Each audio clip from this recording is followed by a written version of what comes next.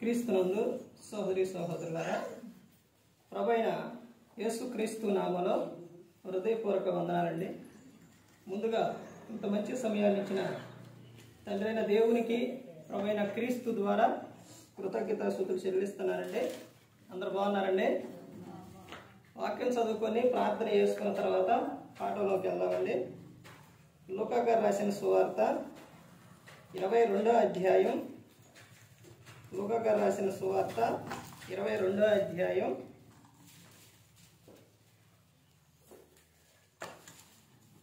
39వ వచనం. తరువాత ఆయన బయలుదేరి తన వాడుక చొప్పున ఒలీవల కొండకు వెళ్ళగా శిష్యులను ఆయన వెంట వెళ్ళిరి. ప్రార్థన చేసుకుంది. పరలోకమందున్న మా తండ్రి, పరిశుద్ధ ప్రేమ గల తండ్రి, గొప్ప తండ్రి యెహోవా, మీ ప్రియకుమారుడు యేసుక్రీస్తు ప్రభువారి ద్వారా కృతజ్ఞతాస్తుతులు చెల్లిస్తున్నాము నాయన. ఆరాధన క్రమంతట్లో మీరు నడిపించండి ఆయన. వాక్యం బోధించుండగా విలువాలు తండ్రి మంచి హృదయం తిని వాక్యానుసారంగా నడిచే భాగ్యం దయచేయండి. వాక్యం బోధించుండగా ఈ లోక సంబంధమైన జ్ఞానంతో కాకుండా మీ జ్ఞానంతో మాట్లాడే భాగ్యం దయచేస్తారని మా ప్రభువైన యేసుక్రీస్తు నామమున వేడుకుంటున్నాం తండ్రి. ఆమేన్. ప్రభువైన యేసుక్రీస్తు నామములో హృదయపూర్వక వందనాలండి. దేవుని కుమారుడు యేసుక్రీస్తు ప్రభువు ఈ లోకానికి వచ్చిన తర్వాత పరలోక రాజ్యం సమీపిస్తుంది కనుక మారు మనసు పొందమని ప్రకటింప మొదలుపెట్టారు. అంశం పాట పేరు ఏంటంటే క్రమముగా నడుచుకొనిడి. క్రమముగా నడుచుకోవాలి. దేవుడు ఈ సృష్టిని, తండ్రి అయిన దేవుడు ఆదిలోనే ప్రతి ఒక్కటి కూడా ముందుగా అన్నీ కూడా ఎలా చేశారు అని అంటే క్రమంగా చేశారు. క్రమంగా తండ్రి అయిన దేవుడు చేయకుండా ఉంటే మనం మన జీవితాలు క్రమంగా అనేది ఉండేవి కాదు. దేవుడు ప్రతి ఒక్కటి కూడా ఆదికాండం 1వ అధ్యాయం నుంచి చదివితే దేవుడు ప్రతి ఒక్కటి కూడా ఎలా చేశారనంటే ఒకదాని తర్వాత ఒకటి అన్నీ కూడా క్రమంగా చేశారు. క్రమంగా దేవుడు చేసి తర్వాత దేవుడు ఆయన చెప్పిన విధానం ఏంటనంటే ఈ లోకంలోని ప్రతి ఒక్కరూ కూడా ఒక క్రమం అనేది ఉంది. ఆ క్రమంగా నడుచుకోవాలి. యేసుక్రీస్తు ప్రభువారు ఈ లోకానికి వచ్చిన తర్వాత ఆయన ఎవరు అనంటే ఆయన దేవుడు, దేవుని కుమారుడు, ఇవన్నీ కూడా ఆయన మనిషి కుమారుడుగా ఇవన్నీ కూడా ఆయనకు పేర్లు అనేది ఉన్నాయి. యేసుక్రీస్తు ప్రభువారు ఈ లోకానికి ఆయన వచ్చిన తర్వాత ఆయన ఉన్న విధానం ఏంటి అనంటే, ఆయన నడిచిన విధానం ఏంటనంటే క్రమం. ఒక క్రైస్తవుడికి ఏం కనబడాలంటే క్రమం. మనకు మాదిరి చూపించిన ఆయన యేసుక్రీస్తు ప్రభువారు. ఆయన ఎలా ఈ లోకంలోకి వచ్చి ఎలా ఉన్నారు, ఏ విధంగా ఉన్నారు, ఆయన చెప్పారు, చేశారు. అదే విధంగా దాంతోపాటు నడిచారు కూడా, నడుచుకున్నారు. ఆయన క్రమంగా ఆయన నడిచారు. ఆయన నమ్ముకున్న క్రైస్తవులు మాత్రం ఎందుకు అన్ని విషయాల్లో క్రమం లేదు అని అంటే ఆయనను సొంత రక్షకునిగా అంగీకరించకపోవడం. యేసుక్రీస్తు ప్రభువారు ఆయన ప్రతి ఒక్క ఆయన మత్తాయి, మార్కు, లూకా, యోహాను సువార్తలు చదివితే యేసుక్రీస్తు ప్రభువారు ఒక జీవితం ఆయన అంటే ఆయన ఉన్న విధానం అక్కడ వాళ్ళు సువార్తల్లో రాశారు. అయితే ఆయన గురించి మాత్రం ఎప్పటి నుంచి ఉందంటే ఆదిలో నుంచే ఉంది. ఆదిలో నుంచి కాదు, జగత్తుకి పునాది వేయబడక మునిపే స్టార్టింగ్ కాడి నుంచే ఉంది. దేవుడు తన కుమారుణ్ణి లోకానికి పంపిస్తారు అని గ్రంథంలో ఉంది. గ్రంథంలో ఉన్నప్పుడు ఆ ప్రకారంగా ప్రజలు ఆ రోజున వాళ్ళకంతగా తెలియకపోయినా కానీ వాళ్ళు ఎదురు చూసిన విధానం ఏంటంటే యేసుక్రీస్తు ప్రభువారు వస్తారు అని ఎదురు చూశారు. అది అప్పుడు వాళ్ళకే ఇదవలా. కానీ ఆయన కొత్త నిబంధన వచ్చేసరికి ఆయన కొన్ని వేల సంవత్సరాల తర్వాత యేసుక్రీస్తు ప్రభువు ఈ లోకానికి వచ్చారు. తండ్రి అయిన దేవుడు చెప్పినట్టే జరిగింది. యేసుక్రీస్తు ప్రభువు ఈ లోకంలోకి వచ్చి ఆయన ఆయన చెప్పిన విధానం, నడిచిన విధానం ఇవన్నీ కూడా ఎలా ఉన్నాయి అంటే క్రమముగా ఉన్నాయి. ఎక్కడి నుంచి మొదలు పెడతారండి క్రైస్తవులు పండగలు? ఎక్కడి నుంచి? క్రిస్మస్ కాడి నుంచి జనవరి ఇవన్నీ మొదలు పెడతారు. ఇవన్నీ అంటే వీటిల్లోని యేసుక్రీస్తు ప్రభువారు పుట్టారు అనని అవి చేస్తూ ఉంటారు. పుట్టారు కానీ ఆయన ఈ లోకంలోనికి ఆయన వచ్చిన తర్వాత ఆయన నడిచిన విధానం, క్రమం ఎలాంటిది అంటే ప్రార్థన గురించి ఆయన చెప్పిన సందర్భాల్లో చెప్పినట్టు యేసుక్రీస్తు ప్రభువారు చేశారు. 7 విషయాలు చెబుతారు క్రమంగా నడుచుకున్నది. యేసుక్రీస్తు ప్రభువారు ఆయన ఎలాగైతే చెప్పారో అదే విధంగా నడిచారు. మార్కు సువార్త 1వ అధ్యాయం 35వ వచనంలో ప్రార్థన గురించి యేసుక్రీస్తు ప్రభువారు చెప్పారు. ప్రార్థన అనగా దేవునితో ఏంటంటే మాట్లాడుకోవడం, వాక్యం అనగా దేవుడు మనతో మాట్లాడటం. ఆ ప్రార్థన గురించి యేసుక్రీస్తు ప్రభువారు చెప్పారు, అదే విధంగా చేశారు. 1:35లో ఏం చెప్పారు? ఆయన పెందల కాడనే ఇంకా చాలా చీకటి ఉండగానే బయలుదేరి అరణ్య ప్రదేశానికి వెళ్ళి అక్కడ ప్రార్థన చేయుచుండెను. ప్రార్థనలోని ఎంత శక్తి ఉందో, ప్రార్థనలో ఎంత పవర్ ఉందో అవన్నీ కూడా ఆయన చెప్పారు, అవన్నీ కూడా చేశారు. పెందల కాడని ఆయన నేను తిరిగి లేస్తాను అని ఆయన చెప్పారు, అదే విధంగా తిరిగి లేచారు. మత్తయి సువార్త 28వ అధ్యాయంలో ఉంటుంది. ఆయన తిరిగి లేచారు. ఆయన ఎలా ఉన్నారు అని అంటే ఎలా ఉండాలో మనిషికి చెప్పారు, అదే విధంగా యేసుక్రీస్తు ప్రభువారు నడుచుకున్నారు. హెబ్రీయులు రాసిన పత్రిక 5వ అధ్యాయం 7వ వచనం, శరీరధారి అయి ఉన్న దినములలో ఆయన మహారోదనతోనూ వేదనతోనూ కన్నీళ్లతోనూ దేవుని యందు భయభక్తులు కలిగి ఉన్నందున ఆయన అంగీకరింపబడెను. యేసుక్రీస్తు ప్రభువారు ఆ విధంగా ఉన్నారు. ఇక్కడ లూకా గారు రాసిన సువార్త 22వ అధ్యాయంలో ఆయన చెబుతున్న విషయం చూడండి. రాసింది ఎవరు? యేసుక్రీస్తు ప్రభువారు. కాక మాట్లాడుతున్న విధానం ఆయన చూడండి. అక్కడ ఏం చేసి చెప్పారో చూడండి. లూకా సువార్త 22వ అధ్యాయం 39వ వచనం, తర్వాత ఆయన బయలుదేరి తన వాడుక చొప్పున అంటే ఆయన వాడుకేంటి? యేసుక్రీస్తు ప్రభువారు ఆయన యొక్క వాడుక ఏంటి?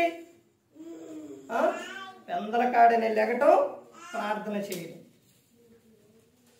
పగలంతా కూడా ఆయన ఏం చేసేవారు? బోధించేవారు. ఎవరైతే నశించిపోతున్నారో అక్కడికి వెళ్ళి ఆయన ఏం చేశారు? సువార్తను చెప్పారు. రాత్రి అయ్యేసరికి తండ్రితోని గడిపేవారు. ఇది వాడుక. మరి క్రీస్తుని నమ్ముకున్న వారు క్రైస్తవులు ఈ విధంగా కలిగి ఉండాలి. మన వాడుక ఏంటంటే తెల్లారుజామున ఉదయాన్ని లేవటం, ప్రార్థన. తర్వాత ఆ రోజంతట్లోగా దేవుడు చూపించిన పని, జీవనోపాధి కోసం జాబ్ అయితే జాబు, పని అయితే పని, అవి చేస్తారు. మరలా వచ్చిన తర్వాత మరలా ఏంటి? క్రైస్తవుల వాడికి ఏంటి? ఇక్కడ ఆయన చెప్పినదే. మనకి ఎవరిని మనం ఫాలో అయ్యే పని లేదు, ఏది లేదు. మనకి ఒకే ఒక ఆయనే మన హీరో. ఆయన చెప్పినట్టే చేయాలి. ఎవరా హీరో? యేసుక్రీస్తు ప్రభువారు. రాత్రి అయ్యేసరికి ప్రతి ఒక్క క్రైస్తవులు కూడా, ప్రతి ఒక్కరు కూడా చేయవలసిన పని ఏంటి అని అంటే ప్రార్థన. అటు సూర్యుడు అస్తమిస్తూ ఉంటే చాలా మంది క్రైస్తవులు ముందుగా ఇటు సూర్యుడు ఉదయించిన తర్వాత ముందు లెగంగానే చాలా మంది చేసే పని ఏమిటి అని అంటే ఏం చేస్తారండి? పని చేసుకుంటారు, చేస్తారు. కానీ దాంతోపాటు ఇంకా ఏం చేస్తారంటే చాలా మంది ఉదయం లేకంగానే ఫోను, లేకపోతే ఏంటది టీవీలో వచ్చే వార్తలు. నైట్ అయ్యేసరికి క్రైస్తవుడు ఈరోజు ఎలా మారిపోయారు, ఎలా ఉన్నారు అని అంటే, సాయంత్రం అయ్యేసరికి ఎక్కడ రిమోట్ పట్టుకొని ఏం వస్తాయా, ఏం పెట్టాలా, ఇవి చూడటమే. సినిమాలో, సీరియల్లో ఆ దరిద్రం అంతా ఎక్కించుకొని వాళ్ళు ఎట్ట చేశారో అట్ట చేయటం. అది ఏంటి, ఆ కాసేపే వాళ్ళు నటిస్తున్నారు. సినిమా తీసే వాళ్ళు కోటేశ్వరులు అయిపోతున్నారు. సినిమా తీసేవాడైనా, సీరియల్ తీసేవాడైనా. కానీ అవి చూసేవాళ్ళు ఏమైపోతున్నారు, దరిద్రతలోకి వెళ్ళిపోతున్నారు.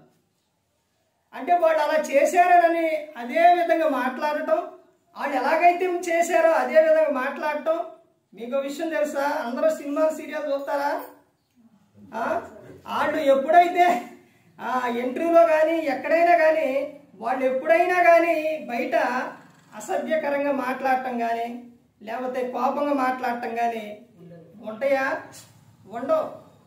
అంటే వాళ్ళు నటించే దాంట్లో వాళ్ళు ఏం చూపిస్తారనంటే మనిషికి ఒక ఆకర్షణ చూపిస్తారు, కానీ వారి జీవితంలో వారు మాత్రము చేయరు. ఇక్కడ ఆయన వాడుక ఏంటి, యేసుక్రీస్తు ప్రభు వాడుక ఏంటండి? ప్రార్థన. ప్రార్థన. రాత్రి అయ్యేసరికి పని అంతా చక్కబెట్టుకొని కుటుంబ ప్రార్థన పెట్టుకొని చక్కగా అలా ఎప్పుడైతే కుటుంబంలో కుటుంబ ప్రార్థన ఉంటుందో ఆ కుటుంబానికి ఏముంటుంది? దీవెన, ఆశీర్వాదం. కానీ ఈ రోజున ఎక్కడ కనబడుతుంది కుటుంబ ప్రార్థన? ఎన్నో విషయాలు ఉండే బైబిల్ గ్రంథంలో, కానీ ఎక్కడ కనబడుతుంది కుటుంబ ప్రార్థన? ఏ గృహంలో కనబడుతుందండి? క్రైస్తవ కుటుంబంలో కనపడవలసింది ఏమిటి అని అంటే ప్రార్థన.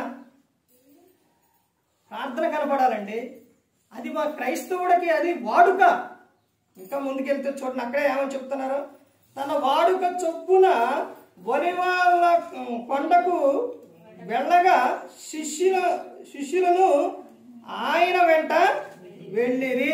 శిష్యులు కూడా ఏం చేశారు? ఆయన వెంట వెళ్ళారు. యేసుక్రీస్తు ప్రభువారు వెళుతున్నారు, తర్వాత ఎవరు వెళుతున్నారు? శిష్యులు వెళుతున్నారు. ఎందుకు యేసుక్రీస్తు ప్రభువారు ముగ్గురినే శిష్యులను తీసుకెళ్లేవారు? ఎందుకు తీసుకెళ్లారు? వాళ్ళే శిష్యులు, కానీ మిగతా ఉండేవాడు శిష్యులు కాదా? శిష్యులే. కానీ ఎందుకు ముగ్గురినే తీసుకెళ్లారంటే వాళ్ళు కలిగి ఉన్న ఆసక్తి, దేవుని పట్ల వాళ్ళు కలిగి ఉన్న ఆసక్తిని బట్టి దేవుడు వారిని ఏం చేశారు? వెంట తీసుకెళ్లారు. వాళ్ళ ముగ్గురు జీవితాల గురించి చూస్తే బైబిల్ గ్రంథంలోని ఎవరెవరు ముగ్గురు? ఎవరండి ముగ్గురు? పేతురు, యోహాను, యాకోబు. వాళ్ళ జీవితాలు తెలుసండి ఏ విధంగా ఉన్నారో. పేతురు గారు అన్ని విషయాల్లో నేనుంటాను ప్రభువా, నేను ప్రభు అని ముందుకు వచ్చేవారు. యోహాను గారు యేసుక్రీస్తు ప్రభు అంటే చాలా ఇష్టం ఆయనకు. యాకోబు గారు ఆయనకు ధైర్యం ఎక్కువ.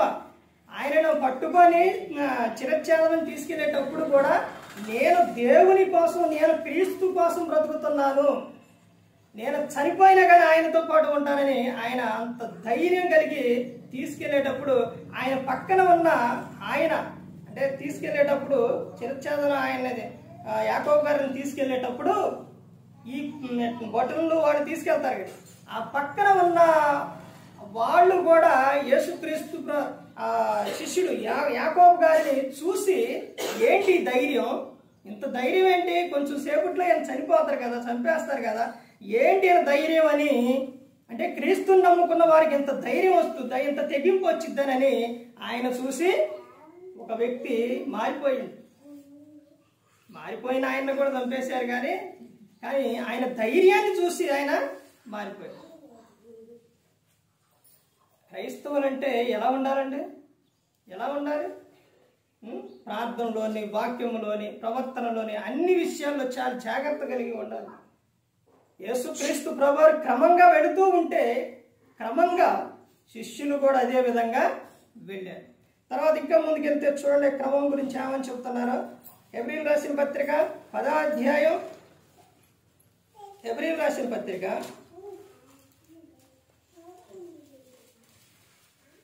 10వ అధ్యాయం 24-25 కలిసి ఉంటే చూడండి. కొందరు మానుకొనుచున్నట్టుగా సమాజముగా కూడుట మానక ఒకనికొకడు హెచ్చరించుచు ఆ దినము సమీపించుట మీరు చూచిన కొలది మరీ ఎక్కువగా అలాగు చేయుచు ప్రేమ చూపిటకును సత్కార్యములు చేయుటకును ఒకరికొకడు కూడుకొనుకోవాలని ఆలోచిద్దాము. ఇక్కడ ఏం చేయాలి? క్రమముగా అంటే కూడుకొనుట. క్రమముగా కూడుకొనుట అంటే క్రమముగా ఏం చేయాలి? సంఘమునకు రావాలి, క్రమంగా రావాలి. ఒకరోజు ఒక ఆదివారం వచ్చి మరలా నెక్స్ట్ ఆదివారం మానేయటం కాదండి. ఏదన్నా ఒక అంటే క్లాస్ అయినా ప్రార్థన అయినా ఏదైనా ఆరాధన అయినా ఏదైనా కానీ వాళ్ళు పెడుతూ ఉన్నప్పుడు ఏం చేయాలి? క్రమంగా రావాలి. ఇక్కడ అదే చెప్తున్నారు. క్రమం అనేది చూడండి, కొందరు మానుకొనుచున్నట్టుగా సమాజంగా కూడుట మానకూడదండి. అర్థమైందండి? ఒకరోజు డైలీ నువ్వు పనికి వెళ్తూ ఒకరోజు మానేస్తే పోనీలే మానేశారు కదా అని చేయకుండా ఇస్తారా? జీతం జాబ్ అయినా పని అయినా చేయకుండా ఇస్తారా? ఎవరు? అర్థమైందండి? ఇది కూడా అంతే. నువ్వు దేవుని మందిరానికి క్రమంగా వెళుతూ ఉంటే దేవుడు ప్రతి ఒక్కటి కూడా రాస్తుంటారు. అక్కడ ప్రతి ఒక్కటి కూడా రాస్తూనే ఉంటారండి. అప్పుడు చెప్తారు కదా, మరి ఏదండి మాకు ఎప్పుడండి అని అంటే, నువ్వు పనికి వెళ్ళే చాటైనా జాబ్కి వెళ్ళే చాటైనా అప్పటికప్పుడే జీతం ఇచ్చి అయిపోయిందంటారు. కానీ దేవుని యొద్దకు వచ్చినప్పుడు, దేవుని మందిరానికి వచ్చినప్పుడు, దేవుని పనిలో ఉన్నప్పుడు ఆయన చెబుతున్న విధానం ఏంటంటే, ఆయన చెప్పే విషయం ఏంటంటే, ఇదిగో నువ్వు నా దగ్గరకు వచ్చినావు కాబట్టి నేను నీ జీవితకాలం అంతా నేను నిన్ను కాపాడుతాను. నిన్ను ఈ లోకంలో కాపాడుతాను, తర్వాత ఈ లోకం విడిచిన తర్వాత కూడా నాతోనే ఉండే విధంగా నేను నీకు ఏర్పరుస్తాను అని ఆయన చెబుతూ ఉన్నారు. చూశారండి? మనం ఈ లోకంలో ఏదన్నా చేస్తే ఒకటే, కానీ దేవుల్లోకి వచ్చినప్పుడు ఆయన యొద్దకు క్రమంగా మనం వచ్చినప్పుడు ఆయన నమ్ముకున్నప్పుడు ఆయన 2 అవకాశాలు ఇస్తున్నారు, 2 చూపిస్తున్నారు. ఈ లోకంలో నేను నిన్ను విడవను, తర్వాత ఆ లోకంలో కూడా నిన్ను విడవను అని చెప్తున్నారు. క్రమముగా ఇక్కడ ఏం చేయాలంటే క్రమముగా సంగమునకు రావాలి. ఒకటి క్రమముగా ప్రార్థన చేయాలి, క్రమముగా సంఘానికి రావాలి. నువ్వు ఏది తప్పినా ఏది మిస్ అయినా మీ పక్కనే మీ వెనకమాలే నీ చుట్టే ఎవరు? అపవాది. ఏ ఒక్క చిన్న అవకాశం వాడికి ఇచ్చినా అపవాది నిన్ను భక్తిలో నుంచి నెట్టేయడానికి చూస్తాడు. లేకుండా చేయాలనే వాడు ప్రతి దినం ప్రయత్నం. క్రైస్తవులన్నా ప్రార్థన అన్నా వాక్యం అన్నా ప్రవర్తన అన్నా పోగొట్టుకుంటారు, కానీ అపవాది దూతలు మాత్రం పోగొట్టుకోవాడు. ప్రతి దినం నువ్వు ఎక్కడ పడిపోతావా, ఎక్కడ ప్రార్థన మానేస్తావా, ఎక్కడ వాక్యం చదవడం మానేస్తావా, ఎక్కడ నీ ప్రవర్తన ఇదైద్దానని ప్రతి దినము కూడా నీ చుట్టూనే తిరుగుతా ఉంటావు. దేవుని దూతలో తిరిగితే దెయ్యం దూతలో తిరుగుతుంది. దేవుని దూతలో నీ 2 తిరుగుతుంది. అయితే నీవు దేవునిలో నీ క్రమంగా అన్ని కాపాడుకుంటే, క్రమంగా అన్ని ఉంటే దూతలో దేవుడు సంతోషిస్తారు, ఆనందిస్తారు. అలాగే నువ్వు ఇంకొక విషయం ఏంటంటే, నువ్వు ప్రార్థన గన చేయకపోయినా రాకపోయినా జరిగే విషయం ఏంటనంటే, దెయ్యం దూతలు ఏం చేస్తాయనంటే ఇంకా నిన్ను లోకంలోనికి లోకాశంలోకి నెట్టారు. క్రమంగా సంఘములకు రావాలి. తర్వాత క్రమం గురించి ఇంకా ముందుకెళ్తే చూడండి, 2వ దినవృత్తాంతములు 2వ 1వ అధ్యాయం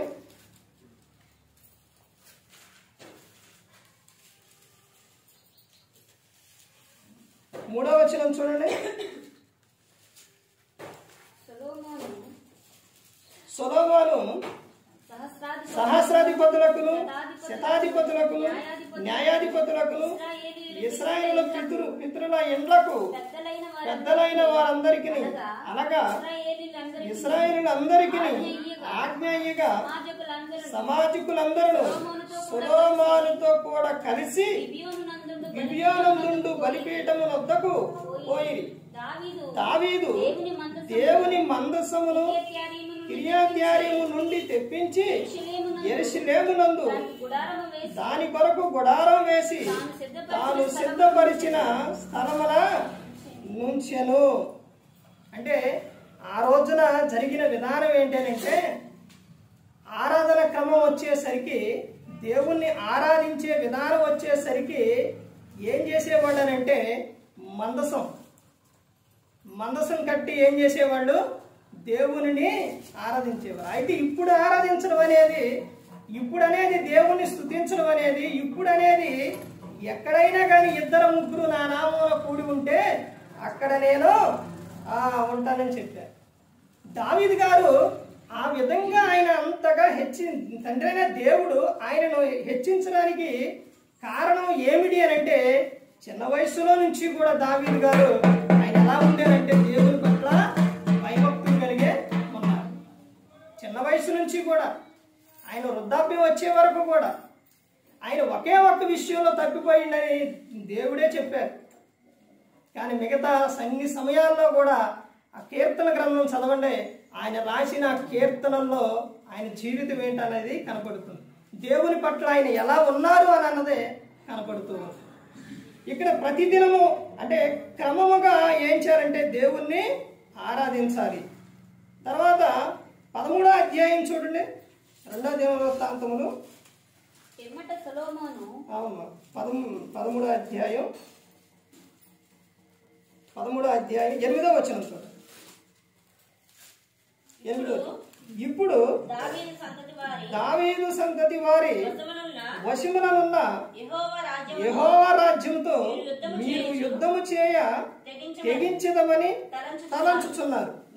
మీరు గొప్ప సైన్యముగా ఉన్నారు. యెరోబాము మీకు దేవతలుగా చేయించిన బంగారు దూడలను మీ యొద్ద ఉన్నవి.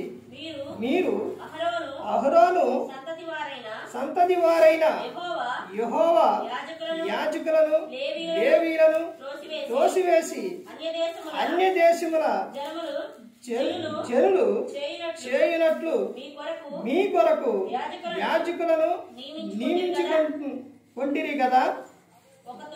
ఒక కోడెతోను 7 గొర్రె పొట్టేళ్లతోను తన్ను ప్రతిష్ఠించుటకై వచ్చు ప్రతివాడు దైవములు కాని వాటికి యాజకులగుచున్నారు. అయితే యెహోవా మాకు దేవుడై ఉన్నాడు, మేము ఆయనను విసర్జించిన వారము కాము. అహరోను సంతతి వారు యెహోవాకు సేవ చేయు యాజకులై ఉన్నారు. లేవీయులు చేయవలసిన పనులను లేవీలే చేయుచున్నారు. అంటే ఎవరు చేసే పని వాళ్ళు చేస్తూ ఉన్నారు. ఇక్కడ క్రమముగా చేసే విధానం ఏంటంటే, క్రమముగా సంఘంలోని అన్నీ కూడా ప్రతి ఒక్కటి క్రమముగా జరగాలి. ముందు అందులోని మొదటిగా ఏంటంటే పాటలు పాడే విషయంలో క్రమముగా చేయాలి. ఆ రోజున పాత నిబంధన కాలంలో ఆ రోజున జరిగిన విధానం ఏంటంటే, వాళ్ళు నియమించిన విధానం ప్రతి ఒక్కటి కూడా ఎలా జరిగేది అంటే క్రమముగానే జరిగేది. క్రమముగా ఆ రోజున ఉన్న శిక్షలు, ఆ రోజున ఉన్న విధానం అయితే ఈ రోజున మనిషి ఉండరు. ఆ రోజున యాజకులు వాళ్ళు లోపలికి వచ్చి, ఒక ఆయన ఉండేవాడు, అందరి నిమిత్తం ఏం చేసేవాళ్ళనంటే లోపలికి వచ్చి ధూపం వేయటం. ఆయన లోపలికి ఎలా పంపించేవారు అంటే తాడు కట్టి బయట అక్కడుండి ఆ? ఒక చేత్తో గంట, ఒక చేత్తో ఇచ్చి లోపలికి వచ్చి ఆ వ్యక్తి రాగానే నెల రోజుల పాటు తాను ఎలా ఉండాలంటే పరిశుద్ధంగా ఉండాలి. అలా లేకుండా పరిశుద్ధత లేకపోతే ఎప్పుడైతే బలిపేట ఎక్కుతాడో అక్కడికి ఎప్పుడైతే ఎక్కుతారో ఏమైపోతారంటే చనిపోతారు. చనిపోయిన ఆయన్ని బయటికి తీయాలి అని అంటే ఆళ్ళు వస్తే ఆళ్ళు చనిపోతారు. అలా కాకుండా తాడు పెట్టి ఆడే బయట ఉండి పట్టుకుంటారు. ఎప్పుడైతే ఈ గంట ఆగిందో గంట గొంతులో పోయింది అని అప్పుడు ఏం చేస్తారు? లాగేవారు. కానీ ఈ రోజున దేవుడు నీకు ఇలా కూర్చోవడానికి చెప్పడానికి ఇవన్నీ అవకాశాలు దేవుడు ఎంత చక్కని అవకాశం ఇచ్చారు అని అంటే ఎందుకు అనుకున్నారు?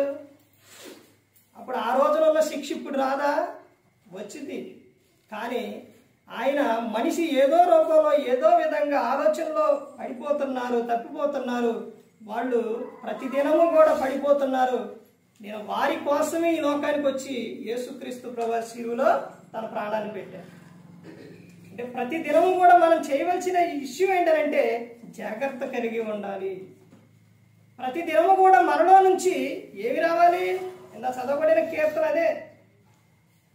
ప్రతి దినము కూడా చేయవలసిన క్రమముగా చేయవలసిన విషయం ఏంటంటే మనలో నుంచి ఏమి రావాలి అంటే ఎక్కడికి వెళ్తున్నా కానీ పైకి నువ్వు పాడలేకపోయినా లోపలైనా కానీ నువ్వేం పాడుకోవాలి?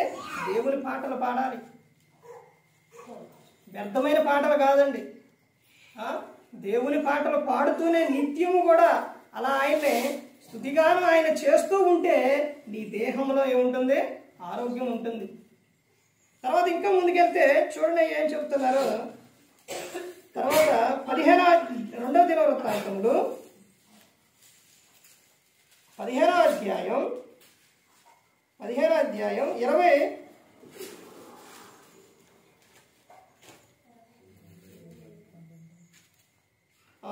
చూడండి 17వ వచనం చూడండి. సారీ అండి, ఈ 1వ దినవృత్తాంతములు 1వ దినవృత్తాంతములు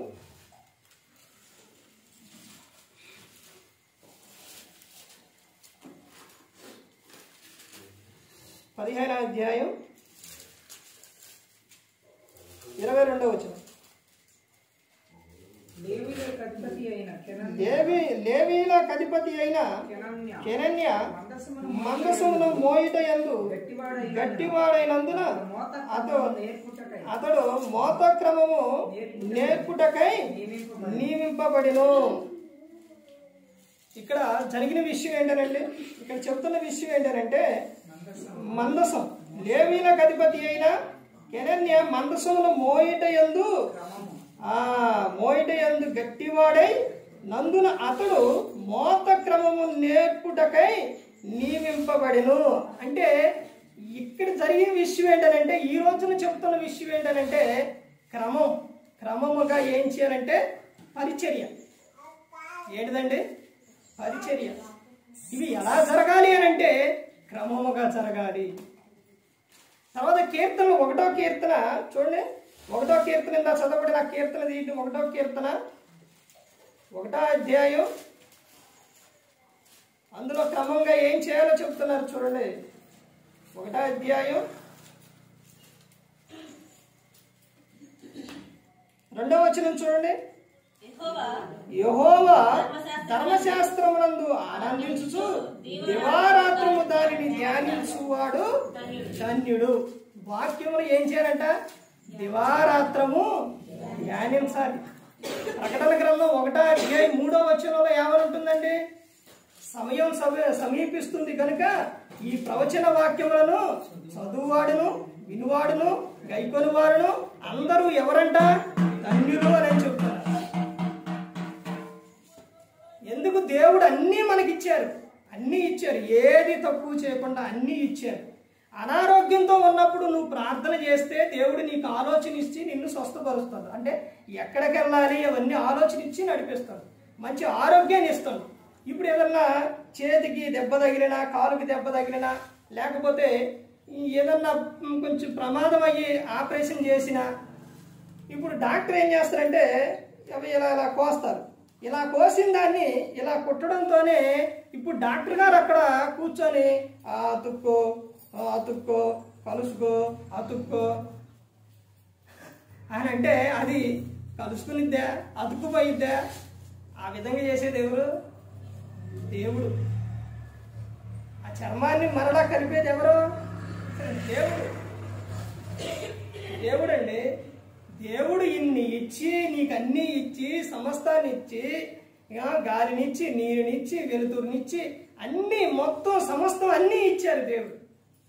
కానీ ఆయన చెప్పినట్టు మానవుడు మాత్రం చేయట్లేదు. ఇక్కడ క్రమముగా ఏం చేయాలి అంటే క్రమముగా వాక్యాన్ని ధ్యానించాలి, వాక్యాన్ని చదవాలి, వాక్యాన్ని ధ్యానించాలి. తర్వాత చివరిగా చూడండి 2వ దినవృత్తాంతములు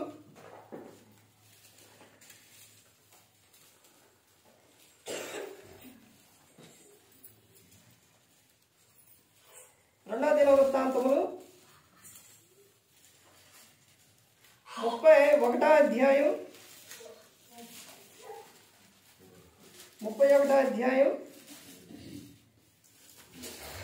11-12 వచ్చినా చూడండి. హిజ్కియా యెహోవా మందిరములో పొట్లను సిద్ధపరచవలసినదని ఆజ్ఞయించెను. వారు వాటిని సిద్ధపరిచి ఏమీ అపహరింపకుండా కానుకలను 10వ భాగములను ప్రతిష్ఠితములకు తేబడిన వస్తువులను లోపల చేర్చిరి. లేవీయుడైన కొనన్య వాటి మీద విచారణకర్తగా నియమింపబడిను. అతని సహోదరుడైన షిమి అతనికి సహకారిగా ఉండెను. హిజ్కియా యెహోవా మందిరంలో ఏం చేసిందంట? పొట్లను సిద్ధపరచవలసినదని ఆజ్ఞ ఇచ్చెను. ఆజ్ఞ ఆయన ఇచ్చిండు. ఇచ్చిన తర్వాత ఇక్కడ తర్వాత ఏం జరిగింది? వారు వాడిని సిద్ధపరిచి ఏమీ అపహరింపకుండా కానుకలను 10వ భాగములను ప్రతిష్ఠితములుగా తేపడిన వస్తువులను లోపల చేర్చిరి. చూశారండి? అంటే ఇక్కడ చెబుతున్న విషయం ఏంటంటే వాళ్ళు ఏం చేశారు? ఆయన ఆజ్ఞ ఇవ్వగా అవన్నీ అంటే కొట్లు ఇవన్నీ కూడా కట్టించి అందులో ధాన్యం ఏం చేశారు? సిద్ధపరిచారు. అన్నీ కూడా ఎలా జరిగింది అంటే క్రమముగా జరిగింది. క్రమముగా ఇప్పుడు సంఘం ఆ రోజున అలా చేశారు. ఈ రోజున ఏంటంటే క్రమముగా ఏం చేయాలి? దేవుని మందిరానికి కానుకలు తీసుకురావాలి.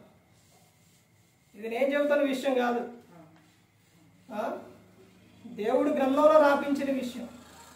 ప్రతి ఒక్కడి కూడా ఆ రోజున పాత నిబంధనలు దేవుడు చెప్పాడు అని అంటే గసగస వణికిపోయేవారు. యోసేపు కాలంలో 7 సంవత్సరాలు కరువు వచ్చింది అని అంటే ఏం చేశారండి? మొత్తం కూడా సమకూర్చారు, దాచుకున్నారు. అంటే దేవుడు చెప్పింది జరిగిద్ది అని వాళ్ళందరూ ఏం చేశారు? ముందుగానే సిద్ధపడ్డారు. కానీ ఈ రోజున చెబుతూ ఉంటే దేవుడు గ్రంథంలో రాపించి మాట్లాడుతున్నా కానీ ఈ రోజున వినడం లేదు. క్రమముగా ఏం చేయాలి? క్రమముగా కానుకలు తీసుకురావాలి. యేసుక్రీస్తు ప్రభువారు 10వ వంతు గురించి గ్రంథంలోని అక్కడున్న వారికి శాస్త్రులు పరిచయులు వాళ్ళందరికీ కూడా ఒక విషయం చెప్పారు. కానీ ఈ రోజున సంఘములోని ఆ విషయాన్ని ఏం చెప్పారంటే అది కొత్త నిబంధనలో చెప్పింది. ఆ విషయం ఏం జరిగిందనంటే ఈ రోజున దాన్ని మర్చిపోయారండి. వాళ్ళు ఏం చేసేవాళ్ళనంటే జీలకర్రలోను పుదీనాలోను సోపులోను వీటిలోని ఏం చేసేవాళ్ళు? దశమ భాగం ఇచ్చేవారు. దశమ భాగం అంటే 100కు 10, 1000కి 100. ఇది క్రైస్తవులకు తెలుసు కదా, అయినా ఇవ్వం. అక్కడ చెబుతున్న విషయం ఏంటంటే వాళ్ళు ఇచ్చేవాడు. ఇచ్చిన తర్వాత కొత్త నిబంధనకు వచ్చేసరికి యేసుక్రీస్తు ప్రభువారు చెప్పిన ప్రతి ఒక్కటి కూడా పాత నిబంధన విషయాన్ని కొత్త నిబంధన విషయానికి తీసుకొచ్చి ఎలా చెప్పారు అని అంటే, వాటిలోని చేయాలి, వీటిలోని ఏం చేయాలని అంటే పాటించాలి. అంటే తల్లిదండ్రులను సన్మానించమని బైబిల్ గ్రంథంలో ఉంది. అంటే కొత్త నిబంధనలు వచ్చేసరికి అంటే పాత నిబంధనలో చెప్పారండి, కొత్త నిబంధన చూడకూడదు, సన్మానించకూడదని ఉందా? ఏవి చెయ్యకూడదో అవి చెప్పలా, ఏవి చెయ్యాలో అవి కొత్త నిబంధనలో కూడా చెప్పారు. అది వాక్యం చదివితే అర్థమవుతుంది. కొత్త నిబంధన పాత నిబంధనకు వచ్చేసరికి పాత నిబంధన ఏంటి? శరీర సంబంధమైనది. అంటే పురుషుడు స్త్రీ కలిసి పరస్త్రీ పరపురుషుడు కలిసి చేస్తే తప్పది. మరి కొత్త నిబంధనకు వచ్చేసరికి ఏం చెప్పారు యేసుక్రీస్తు ప్రభువారు? మోహపు చూపే తప్పు పాపం అని చెప్పారు. అదే విధంగా ఇక్కడ కూడా ఏం చెప్పారు అని అంటే, వీళ్ళు దశమ భాగం ఇచ్చారు, అప్పుడు తీసుకొచ్చారు, ఇచ్చారు. కానీ వాళ్ళు ఏం మర్చిపోయారంటే అసలు మర్చిపోయారు. మేము ఎత్తున్నాంగా, మేము కానుకలు ఎత్తున్నాం, మేము మందిరానికి వెళ్తున్నాం, మాకేంటిగా మేము మా ఇష్టానుసారంగా ఎలా పడితే అలా మాట్లాడవచ్చు, ఎలా పడితే అలా తిరగచ్చు, ఎలా పడితే అలా చేయొచ్చు అని వాళ్ళు అనుకునే సమయంలో, చేసే సమయంలో యేసుక్రీస్తు ప్రభువారు ఏం చెప్పారనంటే, ఇదిగో మీరు దశమ భాగం ఇస్తున్నారు కానీ మీరేం మర్చిపోయారు? అసలే మర్చిపోయారు. ఏంటి అది? జాలి, దయ, కనికరం. ఇవేం చేశారు? మర్చిపోయారు. అవి ఇస్తున్నారు కానీ ఇవి మర్చిపోయారు. అప్పుడు యేసుక్రీస్తు ప్రభువారు ఏం చెప్పారంటే, వాటిని మానక. వేటిని మానక? వాటిని మానక. ముందు చెప్పింది ఏంటి? దేని గురించి? 10వ వంతు గురించి. అంటే వాటిని మానక, వీటిని చేయవలసి ఉన్నది. ఏటిని మానక ఏంటి చేయాలి? 10వ భాగం ఇవ్వాలి. తర్వాత ఇంకేం కావాలి? జాలి, దయ, కనికరం చూపాలి. అవి ఇవ్వాలి, ఇవి చూపాలి. దేవుడు అందరి పట్ల ఏం కలిగి ఉండు? దీర్ఘశాంతం కలిగి ఉండు. నువ్వు దీర్ఘశాంతం, ఓర్పు, సహనం కలిగి ఉంటే ఒకటి గుర్తుపెట్టుకోండి, ఇవి గన నీలో ఉంటే, నీలో నుంచి ఎవరు వాసన బయటకు వచ్చింది అని అంటే క్రీస్తు వాసన బయటకు వచ్చింది. దీర్ఘశాంతం, దయాళత్వం, మంచితనం, ఆత్మ ఫలాలు నీలో కనపడితే అపవాది నిన్ను ముట్టడం, అసలు నిన్ను పడేయడానికి కూడా అసలు చేయడానికి కూడా అవకాశం ఉండదు. ఎందుకనంటే నీ చుట్టూ నీవు ఇప్పుడు సెంటు కొట్టుకున్న వాడి దగ్గర ఏం వాసన వచ్చింది? ఆ దగ్గరికి వెళ్తే దోశలు వచ్చింది. అబ్బా భలే మంచి వాసన వస్తుంది అనుకుంటారు. అలాగే క్రీస్తు నీలో ఉంటే ఆయన వాసన వచ్చింది. అసలు మామూలు వాసన కాదు. ఆ వాసనకి నీకు అపవాది ఇక పారిపోతాడు అనమాట. అర్థమవుతుందండి? నేను చెప్పే విషయం సెంటు కొడితే వాసన లేకపోతే అంటే దీన్ని క్రీస్తు మనలో ఉంటే ఎలా వాసన వచ్చింది అని అంటే, ఆ సెంటు వాసన ఎలాగైతే వచ్చిందో క్రీస్తు మనలో ఉన్నా కానీ ఆ వాసన వచ్చింది, క్రీస్తు వాసన. అంటే ఏంటి ఆయనలో ఆ వాసన? ఏంటి అంటే ఆత్మ ఫలాలు అవి కనపడతాయి. అందుకనే యేసుక్రీస్తు ప్రభువారు చెప్పారు కదా, జాలి, దయ, కనికరం ఇవి మీరు విడిచిపెట్టొద్దు అని చెప్పారు. ఇవి ఇవ్వాలి, అవి కూడా చేయాలి. సంఘం డెవలప్ అవ్వాలి అంటే, సంఘం అభివృద్ధిగా ఉండాలంటే, దేవుని దృష్టిలో మనం ఆశీర్వదింపబడాలి అని అంటే ఏం చేయాలి? దేవునికి ఇవ్వాలి. చాలా మంది ఎలా అనుకుంటారు అని అంటే, ఇచ్చేది ఎవరికి? దేవునికి కాదు. ఒక చాట ఒక ఆమె ఏం చెప్పేదంటే, వద్దు అని అంటే వాళ్ళు అప్పుడే స్టార్టింగ్, సంఘం అప్పుడే స్టార్టింగ్ కాబట్టి నేను వద్దు అని అంటే, కానుక వద్దమ్మా అని అంటే ఆమె ఏమన్నా తెలుసండి?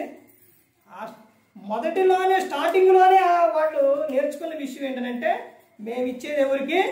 సేవకుడికి కాదు, దేవునికి. ఆమె అప్పుడే అంది, ఎదురు ప్రార్థన చేస్తాం కదా, అప్పుడే అంది, అయ్యా ఇచ్చేది మీకు కాదు, ఎవరికి? దేవునికి ఇస్తున్నాం.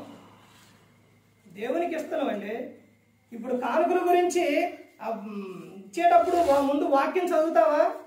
ఏదైనా కానీ ముందు దేవుణ్ణి ముందు నడిపే ఏదైనా ప్రతి ఒక్కటి కూడా చేస్తూ ఉన్నాం.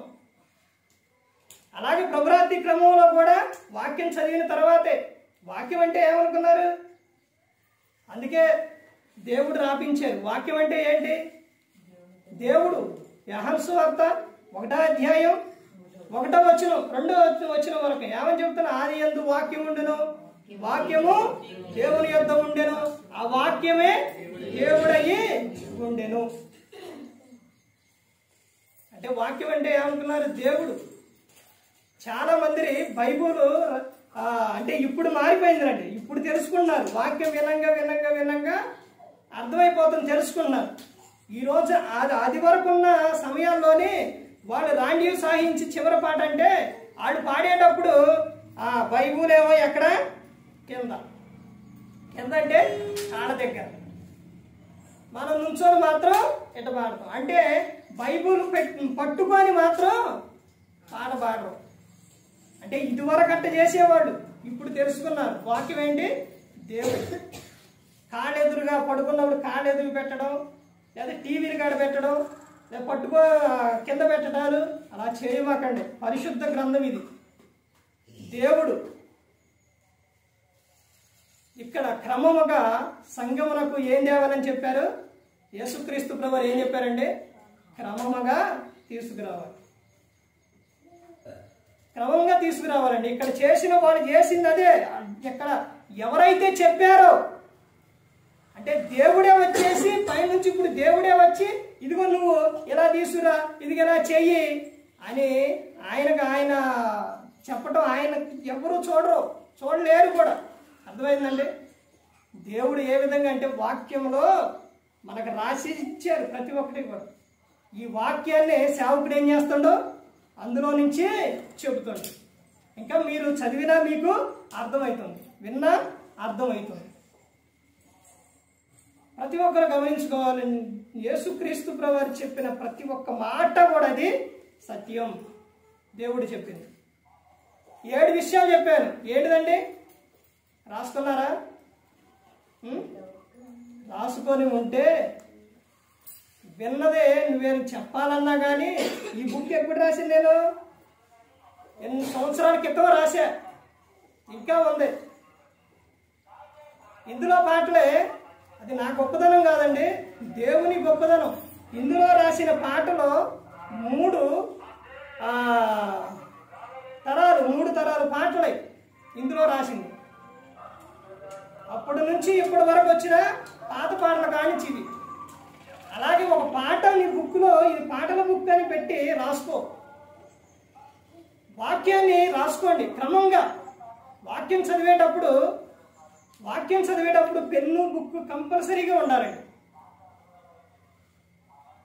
బెరియా సంఘం ఏం చేసిందండి? లేఖనాలు ప్రతిదినం పరిశోధిస్తూ వచ్చింది. చెప్పింది అలా ఉందా లేదా? మళ్ళీ ఎవరు చెప్పిన విషయాలు?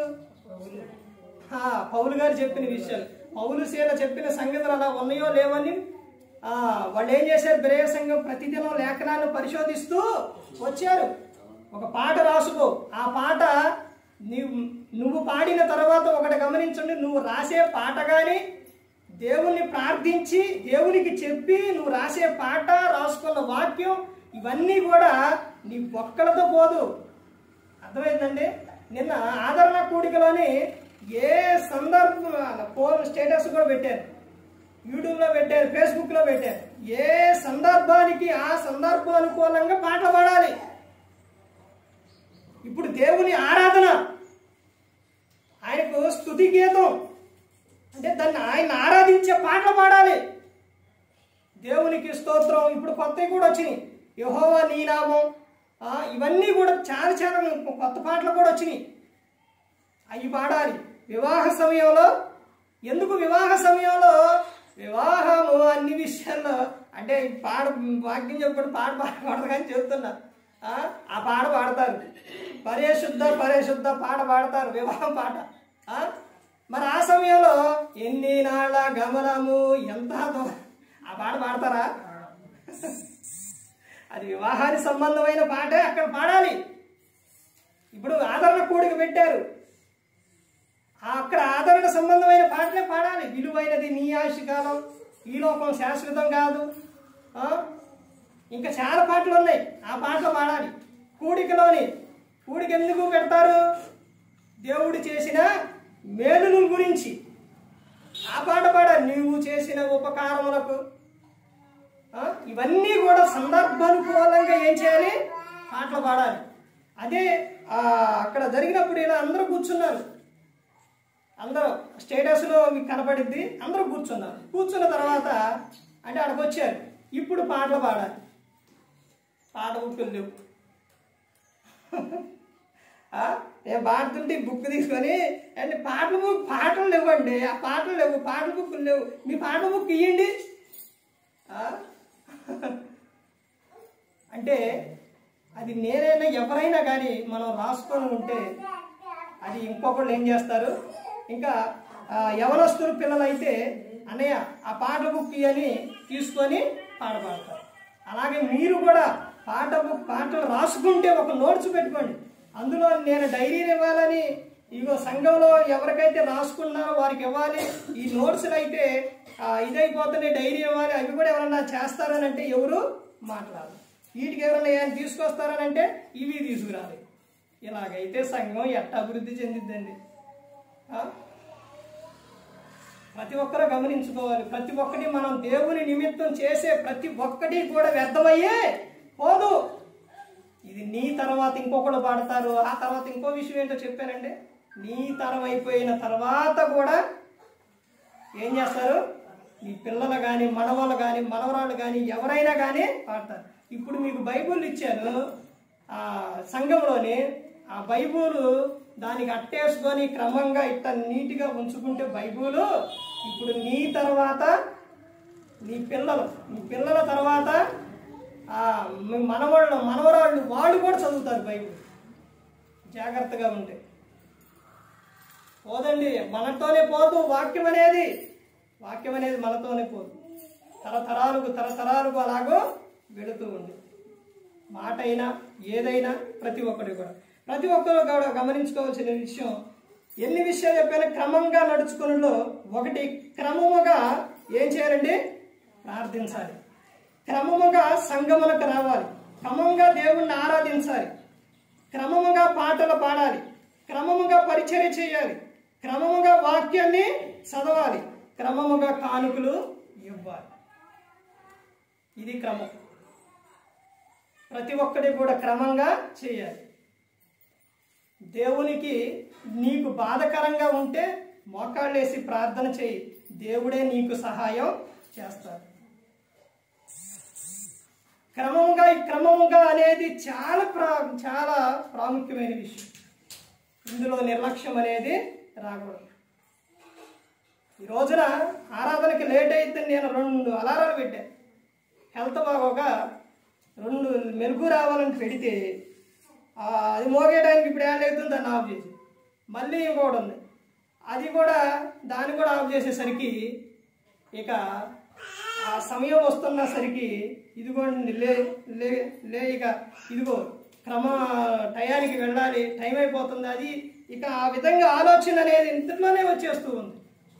టైం చూస్తే చాలా అయిపోయింది. అమ్మ దేవుడు లేపితే కొంచెం లేట్ అయ్యింది అని త్వరగా బయలుదేరి వచ్చేసాడు. అంటే ఏంటి? దేవుడు ఎందుకు లేపారండి? ఒకసారి ఆలోచించండి. దేవుడు ఎందుకు సమయం అయిపోతుందని, దేవుడు ఎందుకు నిద్ర సమయాల్లో ఎందుకు దేవుడు లేపారని అంటే, మనకు కలిగి ఉన్న ఆలోచన ఏంటి? నేను కలిగి ఉంది త్వరగా వెళ్ళాలి, ఆరాధన వెళ్ళాలని ఆలోచన కలిగి ఉన్నా కాబట్టి దేవుడు లేపారు. సహాయం చేస్తారండి, ఆయన సహాయం చేస్తారు. అంటే దేవుడు ఎలా లేపుతారండి? మీ కళ్ళలోకి వచ్చి కనపడ్డారా అనుకుంటున్నారా? అలా కాదండి, అలా కాదు. దేవుడు కనపడ్డా, కళ్ళలోని కనపడ్డా, ఎక్కడా కనపడ్డా. ఆయన ఆత్మస్వరూపిగా ఉన్నారు. ఎలా అంటే ఆత్మ ప్రేరేపణ. ఎవరో ఒకళ్ళు వచ్చి నీ దగ్గరకు వచ్చి లేపుతారు. లెగుద్దాంలే అనుకునే టయానికి నాకు ఆలోచన ఎలా వస్తుందంటే లెగుద్దాం అనేది ప్రతిరోజు. కానీ ఈరోజు ఏంటంటే ఈరోజు మరలా రేపు రాదు. ఈ ఒక్కరోజే నువ్వు త్వరగా లేచి ఒక్కరోజే. ఆ రేపు అయితే రేపు కొంచెం లేట్ తీసుకున్నా పర్లేదు కానీ ఈ ఒక్కరోజు, ఈరోజు ఆదివారం ఆరాధనకి వెళ్ళాలి, నువ్వు ఈ వారం పెందలకాడ లెగాలి అని ఎవరో ఒకరి ద్వారా ఏం చేస్తారో ఆయన లేపేస్తారు. ప్రతి ఒక్కరే గమనించుకోవాలి. మనం ఆలోచనకి ఏదైతే కలిగి ఉంటామో దాన్ని బట్టే మన జీవితం అనేది ఉంటుంది. ప్రతి ఒక్కరు గమనించుకోవాలి. ఏ ఒక్కరు కూడా నశించి నరకానికి వెళ్ళిపోకూడదని యేసుక్రీస్తు ప్రభువారు ఈ లోకానికి వచ్చి మనందరి కోసం శిలువలో తన ప్రాణాన్ని పెట్టి ఉన్నారు. మరి ఈ విధంగా నిలబెట్టి మాట్లాడించిన తండ్రి అన్న దేవునికి కృతజ్ఞతాస్తుతులు చెల్లిస్తూ, ఇంతవరకు శ్రద్ధగా ఉన్న మీకు ప్రభు పేరున హృదయపూర్వక వందనాలు చెల్లిస్తూ ఈ మాటను ముగిస్తున్న అందరికీ వందనాలు. నవరాత్రి